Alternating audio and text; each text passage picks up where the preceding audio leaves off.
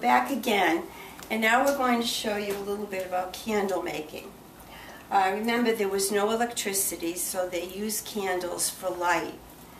And at the beginning, to do candles, they would use fat or tallow from hogs, and they would get the tallow and melt it.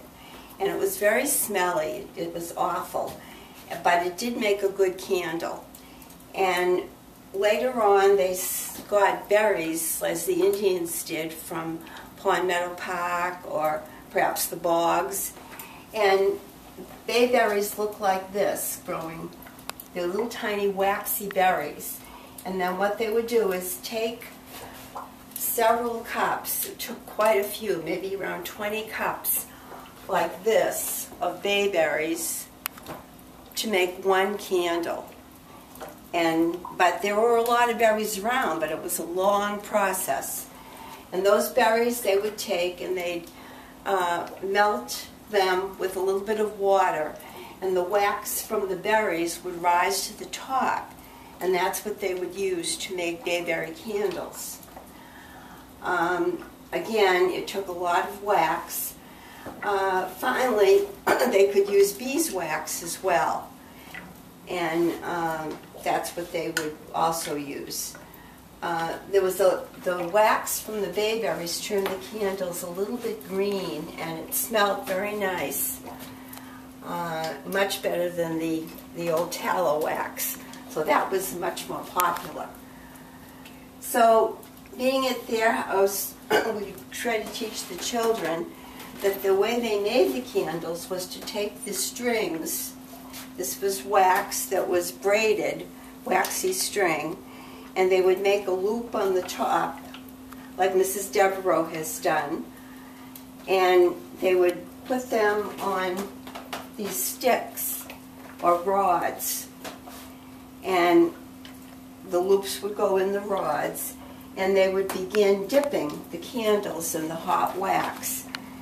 And essentially how candles are made it's a build-up. Every time you dip, the wax adheres to the candle, it cools, and then they're re-dipped again, more wax adheres, and it's a constant build-up of wax to get the thickness of that candle. Believe it or not, to make a candle that fits into any kind of a holder, it takes 60 dips to make one candle. So that's why they can do 4 at a time, or perhaps more, and keep dipping and dipping until the candle is complete. These have probably had, I would say, maybe around 50 dips, so they're almost ready. But they start off very thinly. You can see these are much skinnier, and it's a gradual build-up.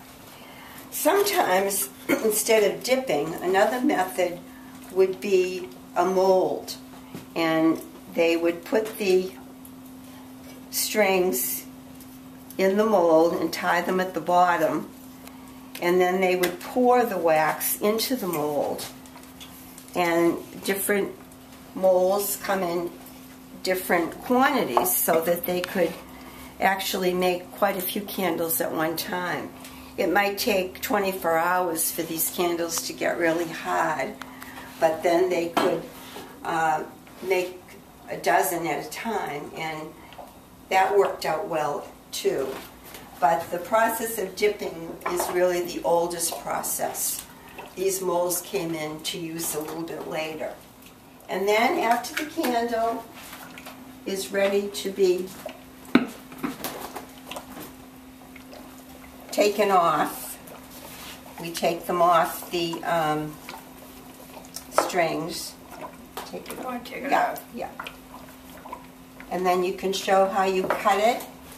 It gets cut so that it can be put into the holder.